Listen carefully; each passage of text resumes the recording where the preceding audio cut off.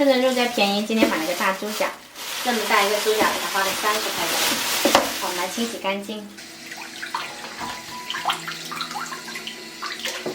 洗好了冷水下锅焯一下水，加入姜跟葱，还有料酒去腥，调大火煮开。煮出来的粉末呢，我们要给它撇去，要不然粘在肉上面就很难清洗了。焯煮3分钟左右，然后就捞出来清洗干净。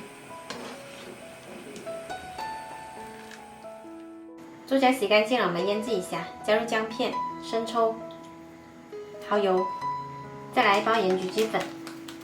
这个盐焗鸡粉呢，它里面有盐啊，不需要再另外放盐的了。搅拌均匀，腌制2个小时以上。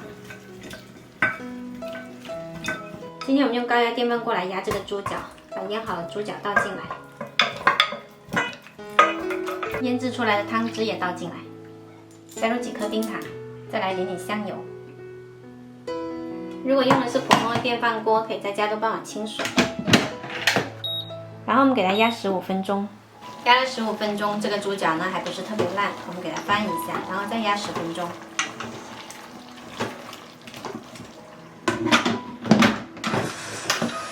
好了，我们开盖再来收一下汁，再煮几分钟就可以了。这个汤汁收的情况根据个人喜欢，喜欢汤汁多一点就别收那么干，汤汁收的越干，这猪脚的颜色就越好看。这道盐焗猪脚吃起来特别的咸香下饭，超级入味，软糯又 Q 弹，喜欢的朋友一定要试一下。